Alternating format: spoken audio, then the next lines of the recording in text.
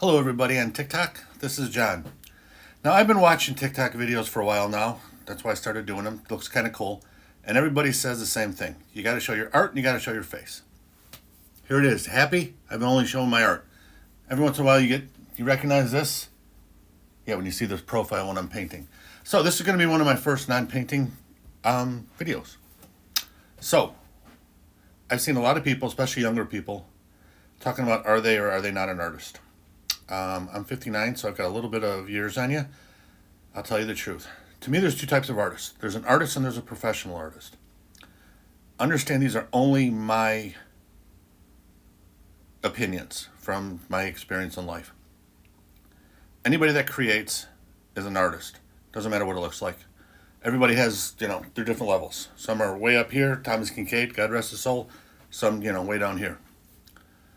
And then everybody else, all of us, are in between.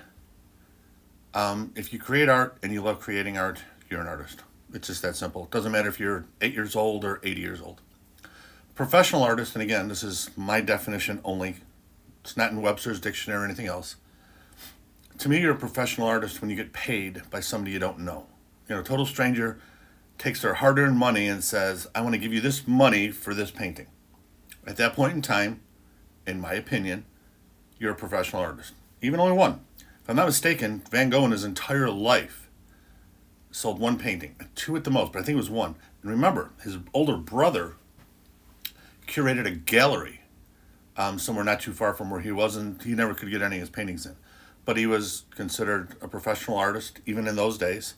And then right now, his stuff is worth, ridiculous money. So that's it. If you create and you paint, you draw, you sculpt, whatever the case may be, you're an artist. If you actually get people that to buy it, you're a professional artist. Now, here's the thing. Selling art isn't easy. Anybody that's tried it knows it, okay? It's an easy statement. It's not a necessity in life. Do we want to have, nice pretty pictures in our house hanging up and stuff? Of course we do. Can't afford it always, okay? Some artists are ridiculous, some are real inexpensive, most are in between. So and the other part of it is you have to connect with it to buy it. One of the things I found is there's a lot of people, like when I go to shows, I do a lot of shows, in-person art shows during the spring and summer months. And I get a ton of people come in and say, oh, wow, is that pretty? Oh, I love your colors, whatever the case may be. Very few buy. It's not because they don't like it. It's just they didn't connect with it. Yeah, that looks cool, but it just didn't mean anything to them. When it means something to it, they'll buy it. If they can possibly swing it, they'll buy it. If your prices are even remotely within reason, they'll buy it. But it has to connect, and that's where your patience is. I had an old-time artist friend of mine years ago tell me, keep creating what you love to create. You can't create art to sell. You create art that is inside of you to create, okay? And your people will find you eventually as long as you put yourself out there, whether it's online, in person, whatever the case may be. So you can't create something. If you're a portrait artist or a pet artist, you can't create landscapes because you think they're going to sell better and do great at it. Can you sell some? Probably. Can you make a little bit of money? Probably. But you're going to get burned out because it's not what's inside of you to create. Create what's inside of you to create, whether it's landscapes, art, pets, human portraits, abstract, surrealism, doesn't matter. Paint what's in your heart to create.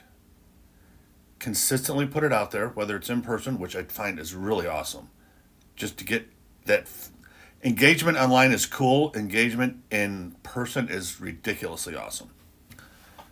So put yourself out there, create what's in your heart, and be patient. That's the big thing, patience.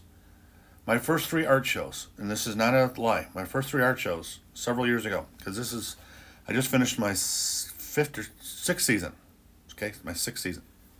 My first 3 art shows, I sold one painting. Okay, and I still had the expense of the $300+ to get into the show, and the travel, and the gas, and the canopy, and the DIY garbage setups. You see pro panels back there? It took me 5 years to get these babies. Okay, they're expensive.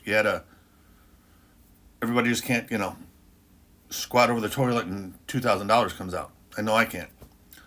So you had the DIY stuff that looks stupid or whatever.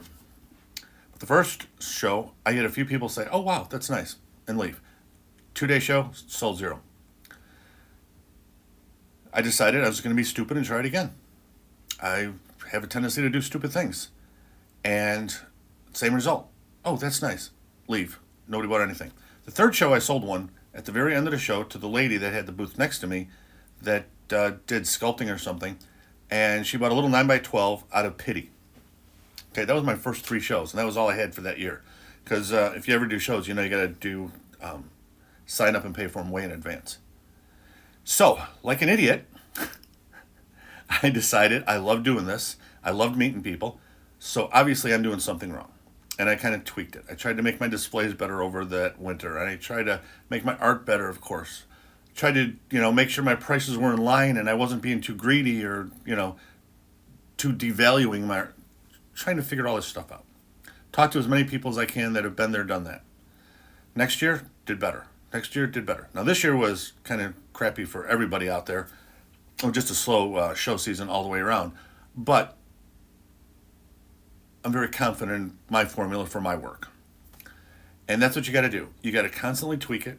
You got to constantly look for ways to improve it while still staying true to the art you create. Take constructive criticism. Completely ignore the assholes that say, "Wow, that just sucks." You don't get many, but you get a few. They have no idea what they're talking about, and they couldn't do it anyways. Never, ever take rejection personally. Never, ever. If somebody doesn't like it, equate it to you going into a store and seeing a bunch of stuff, or I'm sure everybody's gone to an art show themselves. You haven't bought from every booth you went into. There's a reason for it. Was it because you personally hated the person that was in charge of the booth and creating all that stuff? No. It didn't connect with you. So understand it's not personal, it's emotional for the people that are purchasing fine art. Never take it personal. Always keep your smile on your face and never stop trying. So, enough of that rant. Figured while I'm here anyways, I just finished a new painting with new paint. I'm using Lucas 1862 oil paint. This one I did a video on, but I never showed you the finished product. It's a 9x12 on ampersand gesso board. So I got it here. Here we go. So I absolutely love ampersand gesso board. This is the 1/8 inch thick, which is my favorite. And the reason is because they can hang it like this. I have Velcro. How I hang it. So people can hang it like this in their house and give it a real nice, sleek, modern look. Or it's a standard size, so they can put it right into a photo frame, take out the glass, because I seal these, so you don't need the glass to protect it. And then you have it. This is a palette knife only, which is pretty much what I'm doing. Possibly the rest of my life, because I absolutely love the expressive look. This isn't 100% dry, but like the water is still. And this, I don't know, just the way the palette knife is, I just absolutely love it. Anyhow, I just wanted to lay that out there. I've seen a lot of people, like I said, especially young people, aspiring artists, people that are starting out, young, and they get emotional because they put in so much work and they're not getting the results they want. And to those people, I say, just stay the course, keep trying. Eventually, it will work. You just have to be persistent, not take it personal, and just keep creating. Just keep being stubborn. Keep doing it, no matter what. My business cards, I put this on the back of my business card years ago. I hope you can read it. Never be afraid to fail. Okay? I live by that because at 59, I did so much bullshit, stupid stuff where I got a little taste of success with something and I was afraid to fail and I screwed it up. I hope everybody has an absolutely great day. Stay warm. I'll talk to you later.